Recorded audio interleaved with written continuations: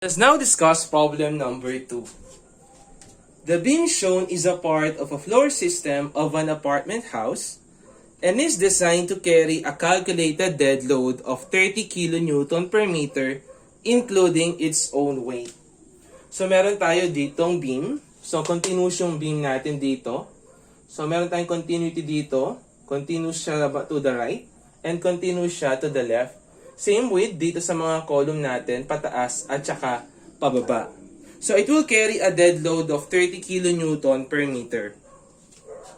Calculate the total deflection immediate that would adverse affect the beam.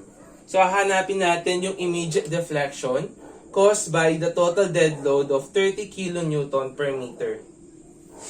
So upon the application ng 30 kN per meter natin, ito yung moment diagram niya. So meron tayo dito at the face ng support natin na negative 144.4 kN meter. Same with the other side na merong magnitude na 144.4 kN per meter. And then, yung moment natin dito sa midspan, we have positive 72.2 kN per meter. Use steel cover of 50 mm. So meron tayong 50 mm na steel cover. And modular ratio or N which is equal to 10. Also F prime C is equal to 20.7 megapascal. Fy is 345 megapascal. Modulus of elasticity is 21,383.71 megapascal. And the modulus of rupture, we have a value of 3.18 megapascal. So these are yung mga available datas natin. Again, yung dadalhin ng continuous member natin is 30 kN per meter. Kaso nga lang, no need to calculate na yung mga values ng mga moments natin. Kasi nga, drawn na agad or given na yung moment diagram natin for a clear span of 8 meter. So meron tayong value ng F prime C, Fy, yung modulus of elasticity ng concrete at saka yung modulus of rupture natin, which is equal to 3.18 megapascal. So right now, sinasabi sa problem or hinihingi sa problem, what is the value of your immediate deflection? So immediate deflection natin for continuous beam. So sinabi tong continuous from the word itself, continuous siya to the left and to the right. So, hanapin natin yung immediate deflection ng continuous beam natin. So, for this one, for continuous member sa mga beams natin, in computing for the value of your immediate deflection, so immediate deflection, that is equal to 5L squared over 48 yung modulus of elasticity ng concrete multiplied by the effective inertia, yung average yung kukunin natin dito, multiplied by the positive moment minus 1 over 10 yung mga moments natin at both ends. So yung moment natin dito at saka yung moment natin dito sa kabila. So pag-a-add natin yung dalawang moment na makukuha natin. Since given lang naman dito sa problem natin, yung MA tsaka MB natin, that is both 144.4, 144.4. Yung MS naman natin, that is yung moment natin at midspan, which is equal to 72.2 kN per meter. So this is the formula for continuous member in computing for the value of your immediate deflection. Ngayon yung tanong dito is, how we're going to calculate for the required. So for this, meron naman tayong value ng L natin. Ito yung clear span natin na 8 meter. So given naman yung E sub C natin, given yung mga moments natin, so we need to find for the value of your effective inertia average. So sir, paano po natin kukunin yung average na yan? So magkakaroon tayo dito ng formula in computing for the value of your average effective inertia. So para makuha natin yan, kailangan muna natin kunin yung effective inertia ng midspan natin at saka dito sa end span natin. So for this one, let us calculate first for the value nung IE natin at midspan. Sir, paano po natin kukunin yung effective inertia at midspan?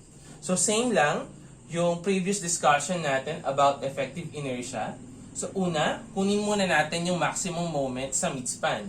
Since given naman dito sa natin diagram, yung data natin, so kunin lang natin yung data natin na positive 72.2 kilonewton per meter.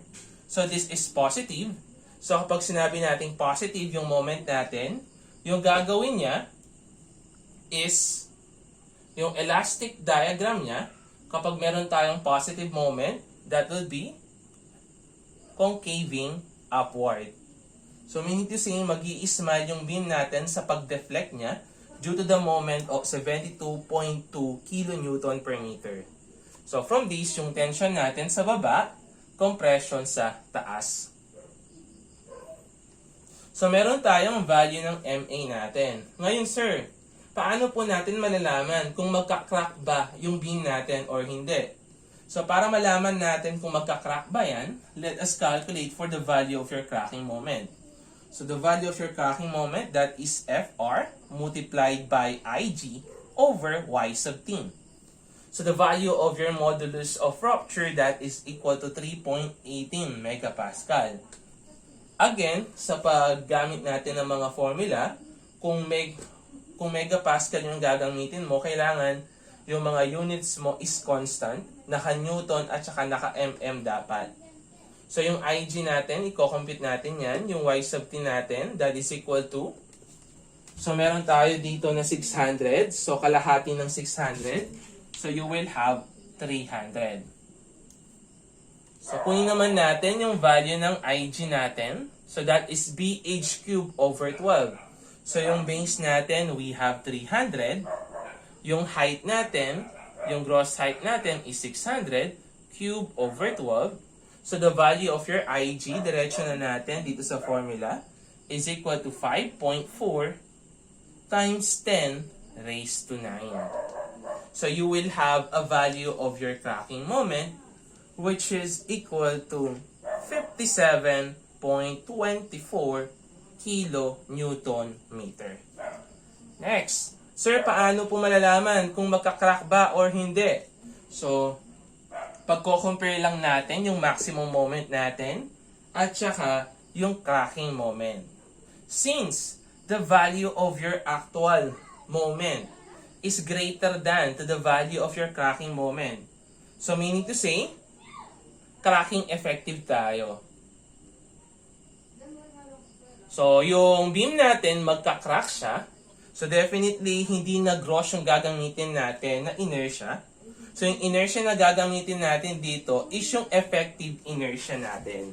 So, papalitan natin yung value ng inertia natin. So, sir, paano po natin kukunin ngayon yung value ng IE natin? So, in computing for your IE, gagamitin lang natin yung formula natin na MCR over MA cube multiplied by IG plus 1 minus MCR over MA cube multiplied by ICR.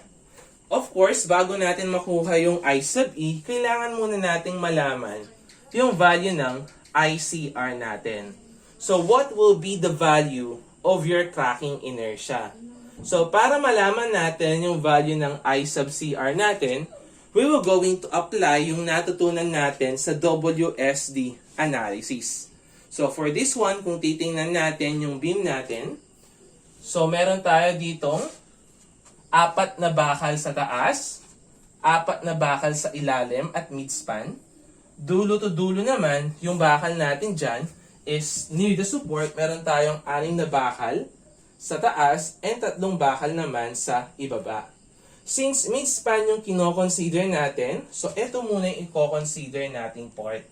So since meron tayong bakal sa baba at saka bakal sa taas, meaning to say, doubly reinforcement tayo dito. So, tanong ngayon is, sir, paano po natin kukunin yung I sub CR kapag doubly reinforcement tayo? So, balikan lang natin yung WSD analysis natin. We will just equate lang yung moment area ng compression at saka yung moment area ng tension. So, for this one, let us solve for the value of your X muna. Let's solve for the value of X. Sir, paano po natin yan kukunin? So, i-moment muna natin etong konkreto natin dito sa neutral axis natin. So, yung area niya, that is base multiplied by X multiplied by X over 2. So, that will be base multiplied by X multiplied by X over 2 plus. So, etong bakal natin sa taas, so yung area niya, yung compressive steel bars natin, yung area niya is 2N minus 1 multiplied by AS prime multiplied by yung distance simula dito sa gitna ng reinforcement natin to the neutral axis, that is equal to X, yung buo X minus yung D prime. Equals yung sa tension naman natin. So that is yung area natin sa tension, that is NAS multiplied by the distance from the center of your reinforcement to the neutral axis, that is D minus X. So, if we were going to, so kunin muna natin yung value ng AS prime natin at saka yung A sub S natin. So, since parehas naman yung quantity ng bakal natin sa top bars at saka sa bottom bars, we can say na yung value ng AS natin, that is equal to the value of your AS prime, which is equal to, meron tayong 4 na pirasong bakal na merong diameter na 25 mm. So, you will have a value of area, AS and AS sub prime, AS prime, which is equal to 625 pi. So, substitute natin yung mga values natin. So, meron tayong base dito na 300. So, meron tayo dito 300 multiplied by X squared over 2 plus. So, 2N. So, yung N natin, that is 10. So, magiging 20 minus 1 multiplied by yung AS prime natin na 625 pi. X minus yung D prime natin na 50 equals, so yung NAS natin, so we have 10 multiplied by 625 pi. Yung D natin, that is equal to 550 minus X. So the value of your X is now equal to 157.26 millimeter. So after nating makuha yung value ng X, we can now proceed in computing for the value of your ICR. So sir, what will be the formula? So eto lang naman, kung matatandaan natin sa WSD, so kapag ano lang naman, dun sa compression block natin, so that is BX cube over 3 plus, so natatandaan natin sa mga steel bars natin, yung contribution lang nila is yung transfer formula natin.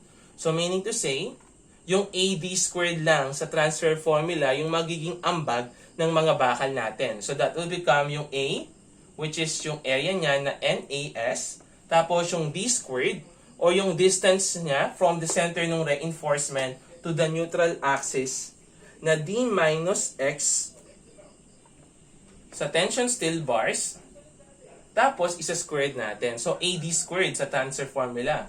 Plus, siyempre, yung area natin sa compression steel bars natin na 2N minus 1 multiplied by AS prime multiplied by yung distance naman from the center ng compression steel bars to the neutral axis. So, we have X minus D prime squared. So, A, D squared. So, kunin natin yung value ng cracking inertia natin. So, yung B natin, we have 300. Yung X natin is 157.26. I-cube natin yan over 3. Plus, yung N natin, we have 10. yung AS natin, that is 625 pi. Yung D natin, that is 550. Minus yung X natin na 157.26 squared. Plus yung value natin na 2n minus 1. So, 20 minus 1, we have 19. Yung AS prime natin na 625 prime pi. Multiplied by yung X natin na 157.26 minus yung D prime natin na 15 squared. So you will have a value of your ICR which is equal to 3.85 times 10 raised to 9 millimeter raised to the fourth. Since meron na tayong ICR, we can now calculate for the value of your effective inertia at midspan. So meron na tayong value ng ICR natin. So let us now calculate for the effective inertia natin at midspan. So sir, what will be the formula? So ito lang naman yung magiging formula natin dyan. So meron tayo dito sa mnemonics natin. So meron tayong tatlong sira ay buo kasi gross yan, plus yung isang buo minus sira, tatlong beses, sira. Tapos, makikita mo na sira yung isang buo, ay sira. Okay. So, this will be our formula for the value of your effective inertia. So, substitute natin yung mga values natin dito. So, yung nakuha natin na cracking moment. So, we have 57.24. Tapos, yung actual moment natin dito, that is 72.2. So, i-cube natin yan. Tapos, yung IG niya. So, we have yung gross inertia natin, which is equal to 5.4 times 10 raised to 9. Plus 1 minus 57.24 over 72.2. I-cube natin yan, multiplied by yung ICR natin na 3.85 times 10 raised to 9. So the value ng effective inertia natin at midspan, that is now equal to 4.62 times 10 raised to 9 millimeter raised to the fourth. Ngayon, nakuha na natin yung effective inertia natin at midspan. So yung next naman is hanapin naman natin yung effective inertia natin at the support. So, mapapansin natin yung moment natin sa support, we have a value na negative. So, we have a magnitude of 144.4 kilonewton per meter. So, since negative yung moment natin, so if you have a negative moment, so it will have an elastic curve that will concave downward. Since concaving downward tayo, taas tension, baba is compression. So, for this, same lang naman yung procedure natin dito. Kunin natin yung value ng moment natin at the support. So, we have negative 144.4 kilonewton meter. Para malaman natin kung magka-crack ba yan or hindi, we will going to compare that to the value ng MCR natin. So, what is the value of your MCR? That is equal to 57.24 kilonewton meter. Since greater than yung value ng actual moment natin, therefore, cracking effective tayo. Magka-crack yung beam natin. So, mangyayari niyan, yung I na gagamitin natin, so that will become I sub E na lang. Sabihin na lang natin na dito yung cracking effective natin, I E sub 1 dito sa kabila. Then dito sa kabila naman, that is I E sub 2. So, kailangan nating malaman yung value ng I sub E natin. Pero sir, paano po natin malalaman yon? Okay. So, for this one, kung mapapansin natin, dito sa continuous beam natin, meron tayong 6 na piraso sa taas na bakal at 3 piraso naman dito sa baba naman.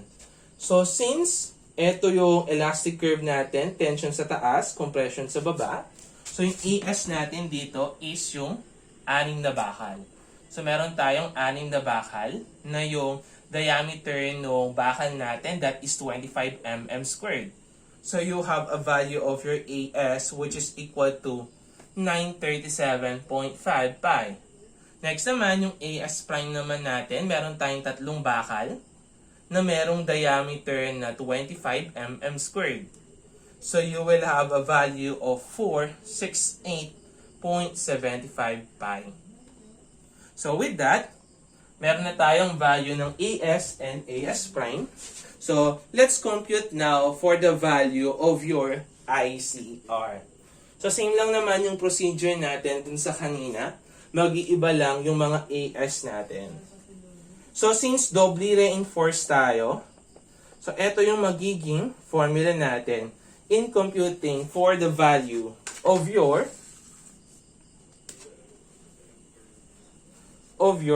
ICR. Again, yung procedure natin in computing for the value of your X, magmo-moment area lang tayo with respect to the neutral axis. Moment area sa compression, that is equal to the moment area sa tension. So for this, yung B natin, same lang naman.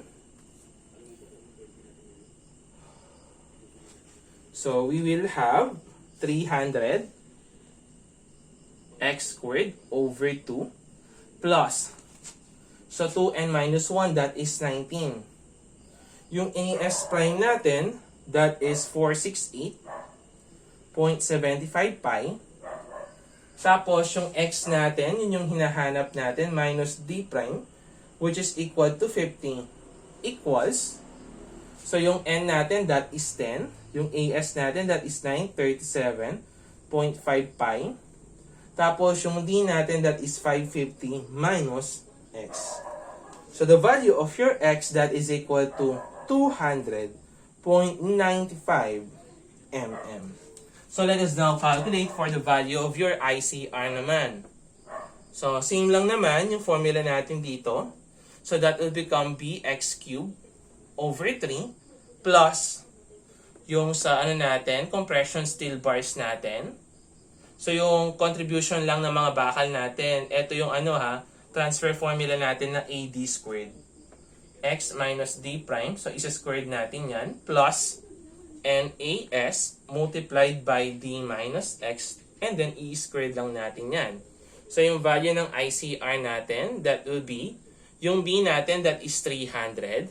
Yung X natin, we have 200.95 cubed over 3 plus 2n minus 1, that is 19, multiplied by AS prime natin na 468.75 pi, multiplied by yung x natin na 200.95 minus yung d prime natin na 50, isa-squared natin yan, plus yung n natin which is equal to 10 multiplied by AS na 937.5 pi, multiplied by the value ng d minus x.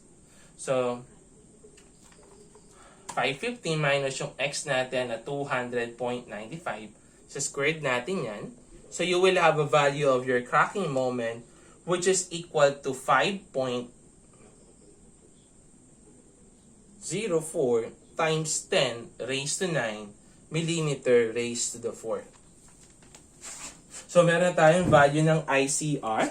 So hahanapin natin yung value ng I sub E natin. So let us now calculate for the value of your effective inertia dun sa support natin.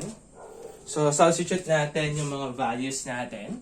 So IE is now equal to, so yung cracking moment natin, that is 57.24. Yung moment natin dyan, that is equal to 144.4. So i-cube natin yan. Yung gross inertia natin, that is equal to 5.4 times 10 raised to 9 plus 1 minus yung cracking moment over yung actual moment natin. So cube natin, multiplied by yung nakuha natin na ICR na 5.04 times 10 raised to 9. So the value of your IE, which is equal to IE1 dito sa right side, left side, tapos right side, IE2, that is equal to 5.06 times 10 raised to 9 millimeter raised to the 4th. And para makuha naman natin yung IE natin for IE, so para makuha natin yung average na yan, it can be obtained. So makukuha natin yan from equation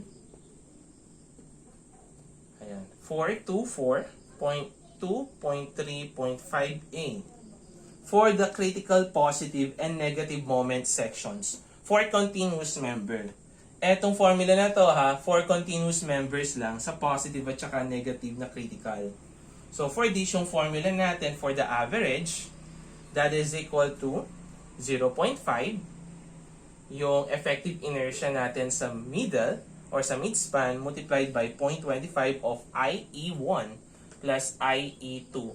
Or yung effective inertia natin sa mga ends ng ng beam natin. So for this, substitute lang natin yung mga values natin. So 0.5 multiplied by yung effective inertia natin sa midspan. We have 4.62 times 10 raised to 9 plus 0.25. So yung effective inertia natin, so we have 5.06 times 10 raised to 9. So times 2 na lang natin kasi parehas lang naman yung value niya. So we have a value of your IE average which is equal to 4.84 times 10 raised to 9 millimeter raised to the 4. So after natin makuha yung IE average, makukuha na ngayon natin yung formula natin for the immediate deflection for continuous member. So in computing for the immediate deflection, so kanina 'di ba, meron na tayong value ng L, yung modulus of elasticity ng concrete, yung mga moments natin. Ito lang yung hinahanap natin kanina. Kaso nga lang, na-solve na natin siya, which has a value of 4.84 times 10 raised to 9. So, gagawin natin is isa-substitute ngayon natin yung mga values natin, provided na naka-Newton at saka naka-mm yung mga units natin yung mga units natin dito sa formula natin. So we have a length of 8,000 mm squared over 48. Yung E natin naka megapascal dapat. Yung IE average natin, we have 4.84 times 10 raised to 9 multiplied by, so i-multiply natin yan, yung MS natin o yung moment natin sa midspan na 72.2. So, since kilonewton meter yan, times 10 raised to 6 natin, minus 1 over 10, yung moment natin sa kabilaan. So, 144 tsaka 144.4. So, i-times 2 na lang natin.